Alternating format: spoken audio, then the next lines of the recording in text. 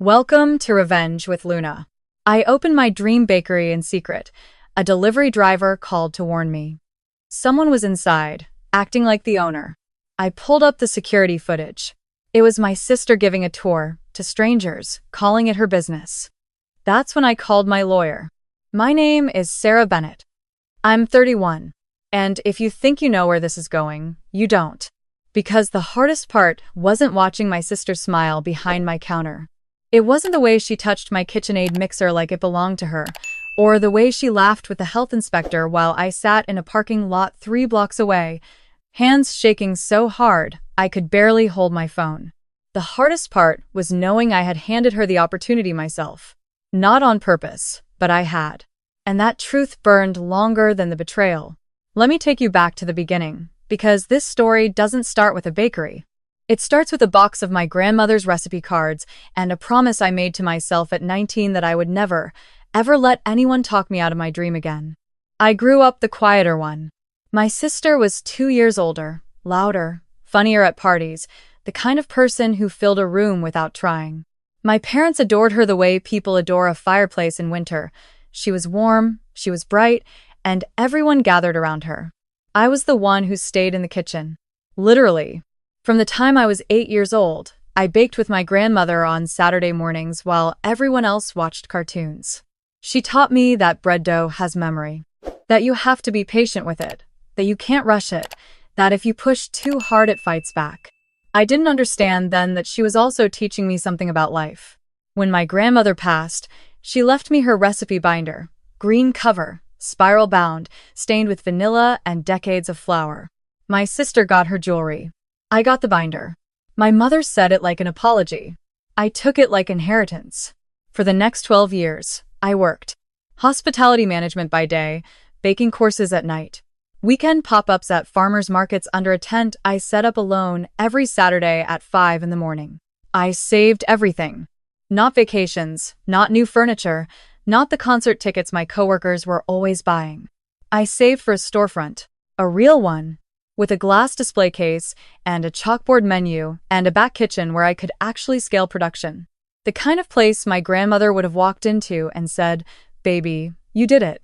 I found the space in March. A corner unit on Maple Street in a neighborhood that was just starting to come alive. A wine bar had opened next door 6 months earlier, a yoga studio across the street, foot traffic growing on weekends. The lease was reasonable. The bones of the space were good.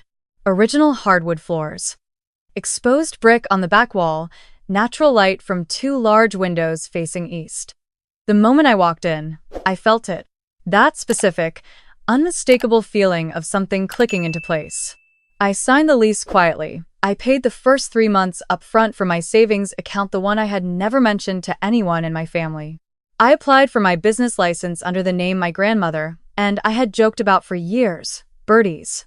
After her nickname, I ordered equipment. I hired a contractor to build out the display counter and install a ventilation system in the kitchen. I designed the logo myself on nights after work. A small sparrow sitting on a wheat stalk. Simple, honest, mine. I told no one. That was a conscious decision. Not out of secrecy for its own sake, but out of self-preservation. Because I knew what would happen the moment I told my family. My mother would worry loudly. My father would question every number.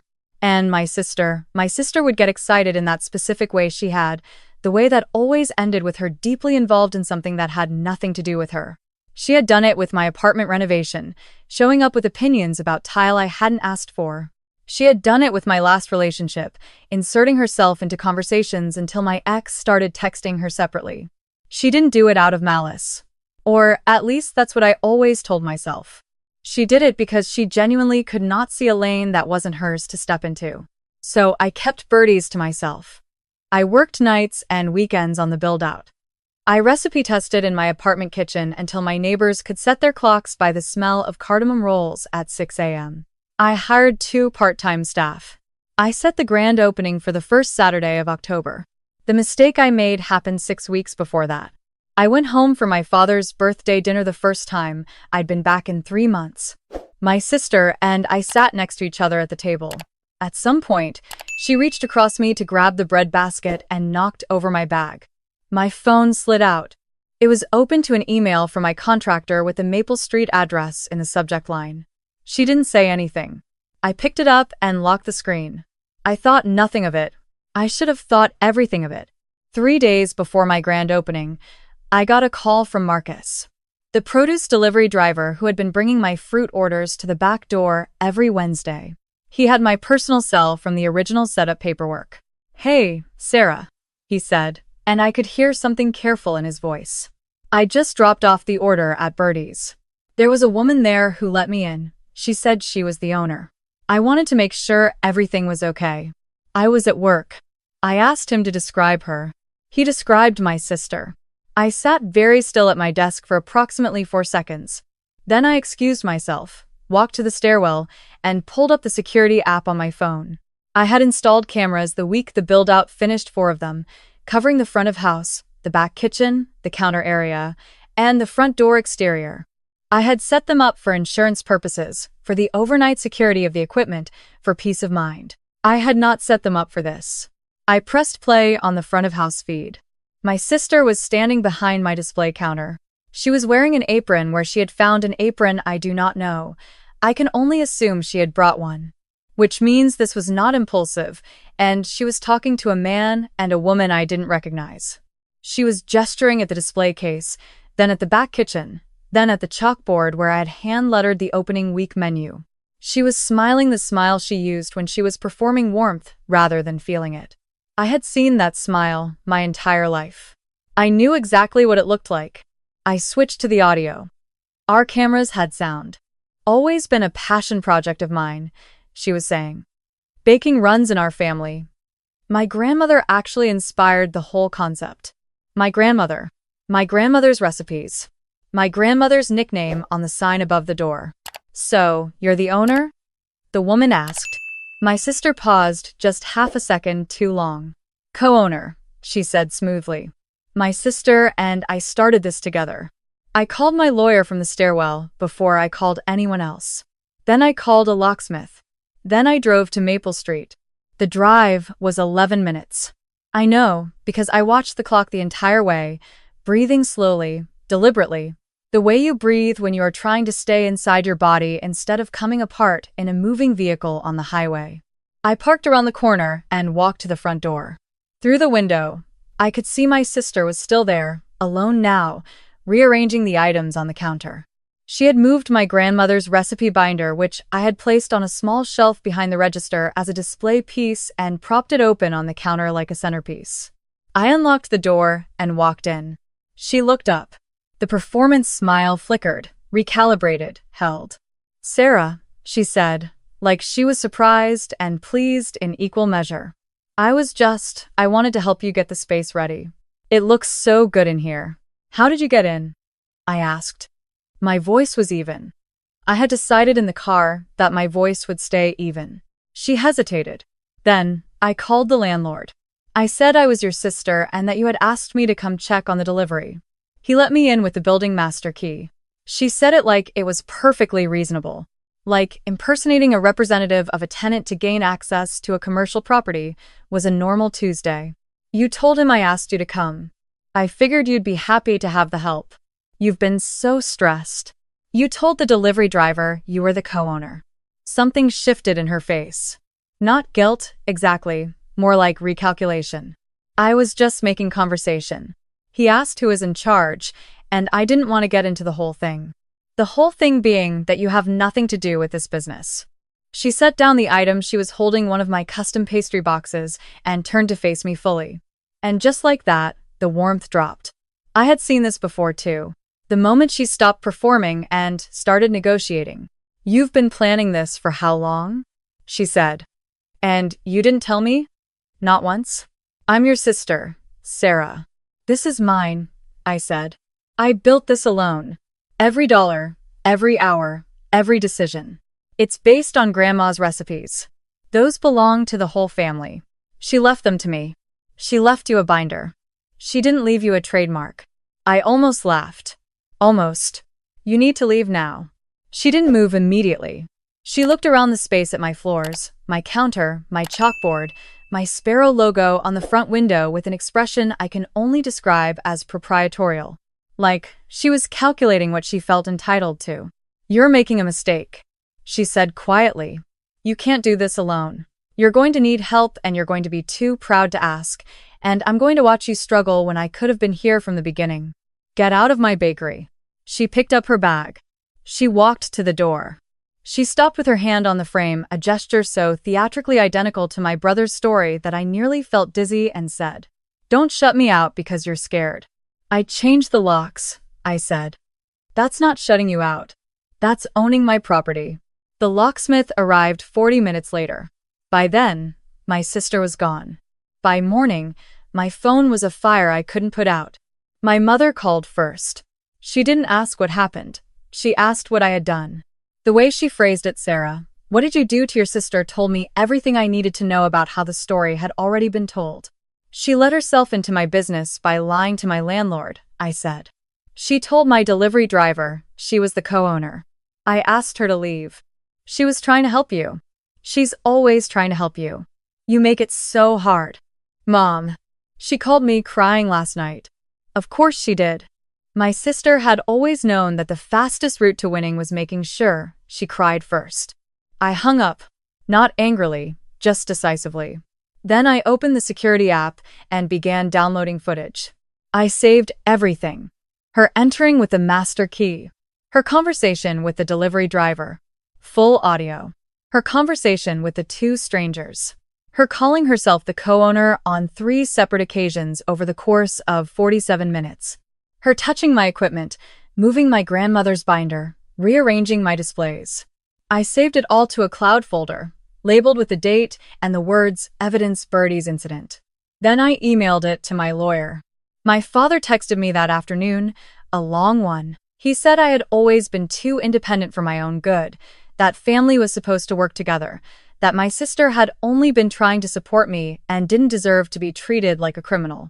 He said he hoped I would think carefully about whether this bakery was worth more to me than my family. I sat with that text for a long time. Then I put my phone face down on my kitchen counter, tied on my apron, and started baking the opening week inventory. The texts continued. My cousin forwarded me a screenshot of something my sister had posted online. A photo of herself at Birdie's taken that afternoon, from inside my business, with a caption about how exciting it was to watch a family dream come together. The photo showed the counter, the chalkboard, the Sparrow logo in the window. In the comments, people were congratulating her. Some asked if they could come to the opening. She responded to several of them. She never once mentioned my name. I screenshot every comment. I added them to the evidence folder. Then I posted my own.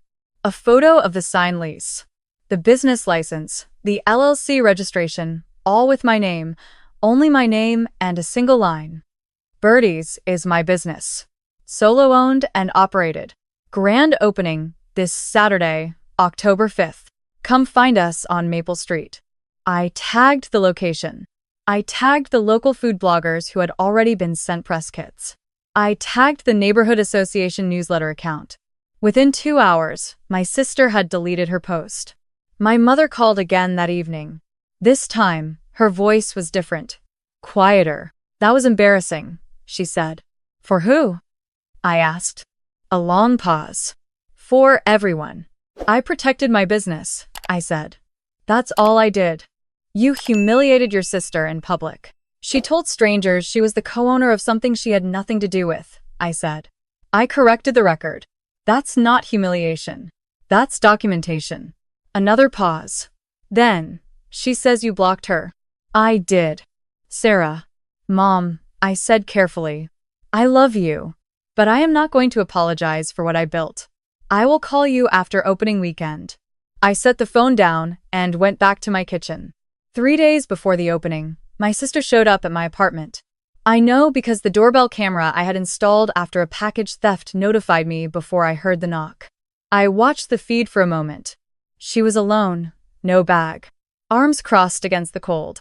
She looked tired. I opened the door. She didn't apologize. That was the first thing I registered.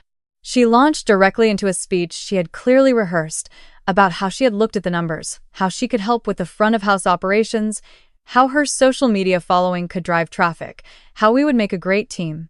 She talked for almost 4 minutes without stopping. She used the word partnership 6 times. She used the phrase, "This is what Grandma would have wanted," twice. I had my phone in my hand, recording from the second I opened the door. When she finished, I said, "You lied to my landlord to get inside my business. You misrepresented yourself to my delivery vendor. You posted photos of my property and implied partial ownership to your followers. I have all of it documented." Her expression hardened. "You're not seriously going to?" "I've already spoken to a lawyer," I said. "I'm not going to sue you because you're my sister and it would hurt our parents. But I need you to understand that what you did was not okay. It wasn't help. It wasn't support. It was taking. I was trying to be part of your life," she said, and her voice broke on the last word in that practiced, precise way it always did. I had spent 31 years softening myself when that voice cracked. Retreating, accommodating, yielding. I watched her now and felt something I hadn't expected to feel. Not anger. Something quieter and more final. Clarity. "Then be part of my life the right way," I said. "Come to the opening as my sister. Sit on the customer's side of the counter. Order a coffee and a cardamom roll and tell me honestly what you think. That's how you support me." She stared at me for a moment. Then she turned and walked back down the hall without another word. I closed the door. I stood in my entryway for a minute, listening to the silence in my apartment. Then I went back to the kitchen and finished the overnight prep for the opening. Opening day was a Saturday. I arrived at 4:30 in the morning. I turned on every light. I started the ovens. I pulled the first batch of my grandmother's honey wheat loaves at 6:15 and set them in the window display while they were still steaming. The smell moved through the space like something alive, yeast and warmth and caramelized crust, and I stood in the middle of my own bakery at 6:20 in the morning and felt something I had no adequate word for. Not pride exactly, though it was that too. Something older. Something that felt like keeping a promise. We opened at 8. There was a line by 7:45. Marcus, the delivery driver, came by at 10 with a coffee from the place down the street. He handed it to me over the counter and said, "I'm glad it worked out." I thanked him and meant it deeply. My 2 part-time staff were incredible.